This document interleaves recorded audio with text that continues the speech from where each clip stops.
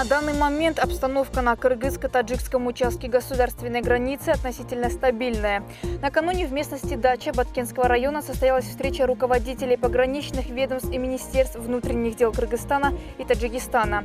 Пограничные подразделения Кыргызстана и Таджикистана будут осуществлять совместное патрулирование вдоль условий линий государственной границы на участках, где произошел инцидент. Движение на автотрассах Исфара-Варух и Исфана-Баткен приостановлено, сообщили в ГПС. УВД Баткенской области возбудило уголовное дело по факту конфликта на кыргызско-таджикской границе. По данным милиции, проводится досудебное разбирательство. Факт зарегистрирован в ЕРПП. Отмечается, что сотрудники УВД Баткенского района проводят усиленную разъяснительную работу среди населения. Ранее вице-премьер-министр Дженгич Разаков провел экстренное совещание с представителями силовых структур и местными органами власти Кыргызстана. Дженгич Разаков поручил соответствующим государственным органам и местным органам власти усилить работу по обеспечению безопасности, правопорядка на территории Баткенской области и приграничной территории.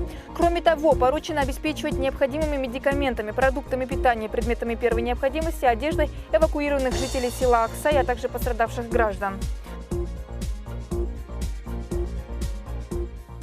Состояние 16 пострадавших в конфликте на границе среднестабильное. Заместитель министра здравоохранения Кыргызстана Эркин Чечейбаев навестил пострадавших в результате инцидента на границе Кыргызстана и Таджикистана, который находится в Баткенской областной объединенной больнице.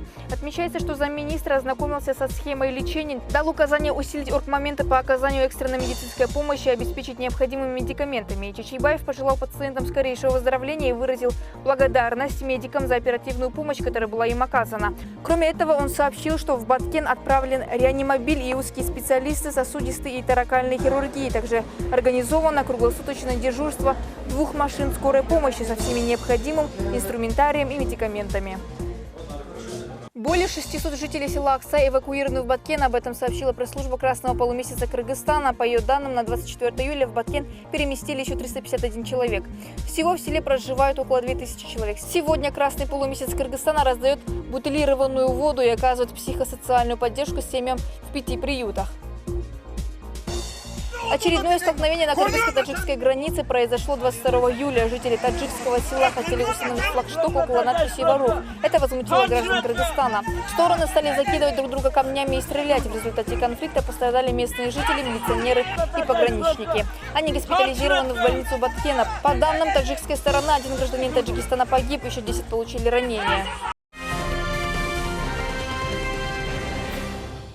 Бывший президент Алмазбек Атамбаев покинет Кыргызстан через российскую авиабазу в Канте. Об этом он сообщил журналистам в Куйташе. По его словам, изначально планировалось вылететь в 11:00, но из-за мелких пакостей вылет состоится в 12:30.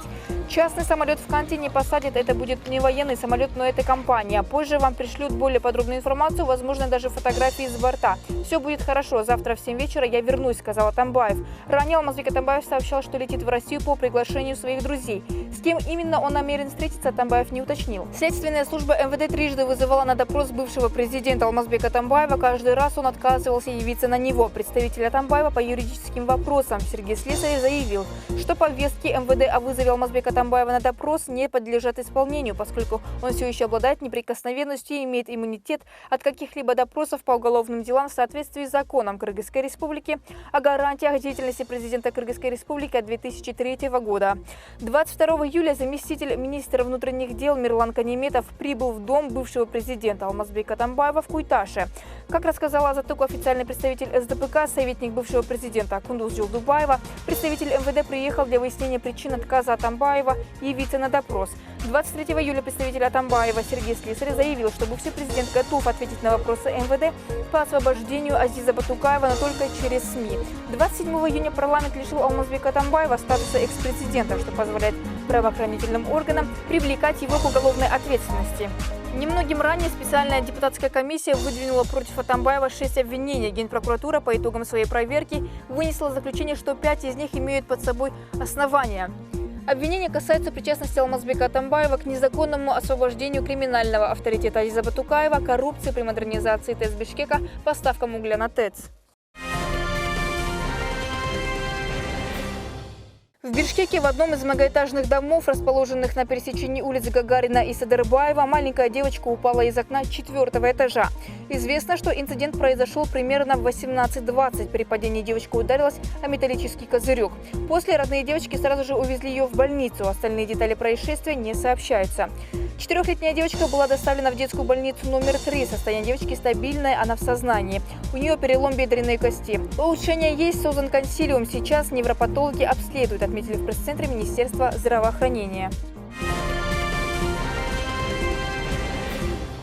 В Иссык-Кульской области 3 туристов потеряли свои личные вещи, один подвергся сексуальному насилию. Об этом стало известно на областной коллегии по итогам первого полугодия. Согласно информации, за 6 месяцев текущего года приехали 43 614 отдыхающих, 6 429 из них иностранные туристы. Было зарегистрировано 5 преступлений, связанных с туристами. 3 туристов потеряли личные вещи, один из них подвергся действиям сексуального характера, но отказался писать заявление. Кроме того, зарегистрирован факт изнасилования туриста, дело было раскрыто. Для предотвращения преступлений во время летнего сезона за общественным порядком следят 924 сотрудника УВД. Также в отдаленных местностях Гукджайнак, Барскон, Тузкёль, Храчины и Харкара работают подвижные пункты милиции. Для предотвращения дорожно-транспортных происшествий имеется 15 постов, где работает 72 сотрудника с помощью 34 служебных автомобилей. Также привлечены 62 сотрудника УОБДД, которые несут службу на 29 автомобилях, и 10 сотрудников ГУБДД МВД Кыргызстана, работающих на 5 служебных автомобилях.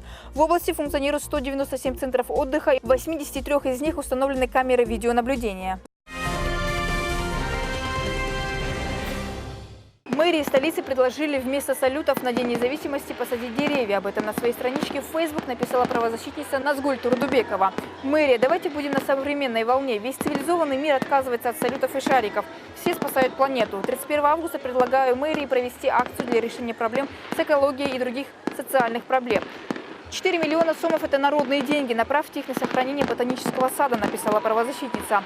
Управление культуры мэрии Бишкека объявило тендер на закупку услуг светового и звукового сопровождения, организации фейерверк представления, аренды конструкций и сооружений для сцены, аренды биотуалетов в рамках мероприятия ко Дню независимости Кыргызстана. На эти цели планируется направить 2 миллиона 40 тысяч сомов. Президент Кыргызстана Сооронбай Жээнбеков по телефону поздравил президента Узбекистана Шавката Мирзиёева с днем рождения, сообщила пресс-служба главы государства. Мирзиёеву исполнилось 62 года. Жээнбеков пожелал ему крепкого здоровья, благополучия и дальнейших успехов. Президент Кыргызстана отметил весомый вклад коллеги в развитие стратегического партнерства, укрепление дружбы и добрососедства между двумя республиками. Главы государств также обсудили состояние и перспективу двустороннего сотрудничества, отметив поступательное развитие кыргызско-узбекских отношений по всему спектру взаимодействия.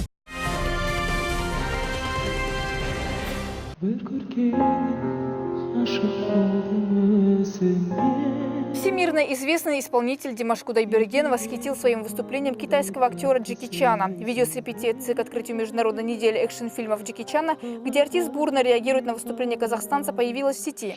Китайский актер, затаив дыхание, слушает, как Димашу удается взять высокие ноты. В воскресенье 21 июля Димаш Кудайберген выступил на церемонии открытия Международной недели экшн-фильмов Джеки Чана в китайском городе Датун. На открытии фестиваля Димаш Кудайберген исполнил 3 композиции – «The Crown», «Screaming» и «Unforgettable Day». Последнюю песню казахстанец исполнил в дуэте с популярным тайваньским певцом Терри Лином. Об этом на странице Facebook сообщил фан-клуб Кудайбергена Eurasian Fan Club.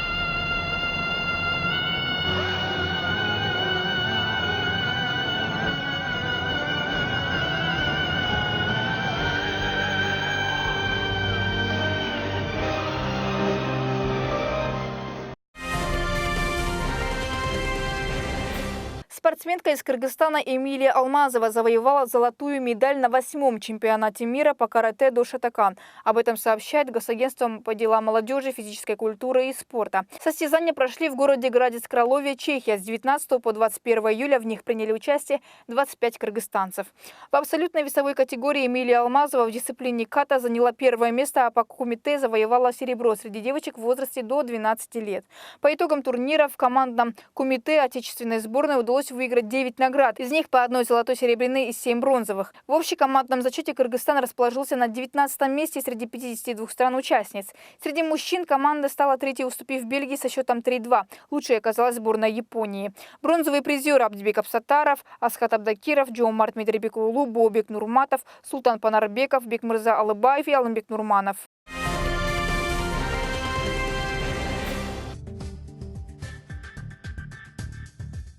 Прогноз погоды на 25 июля. В Чуйской области ночью плюс 18, плюс 23, днем 31-36 градусов тепла. В Таласской области ночью плюс 17, плюс 22, днем 33-35, выше нуля.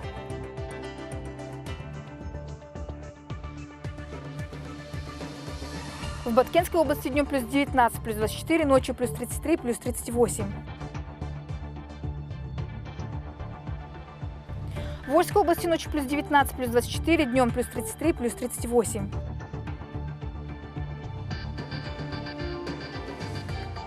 В Иссык-Кульской области ночью плюс 13, плюс 18, днем 24-29, выше нуля. В Нарынской области ночью плюс 10, плюс 15, днем 25-30 градусов тепла. В Джалалабадской области ночью плюс 19, плюс 24, днем 34-36, выше нуля.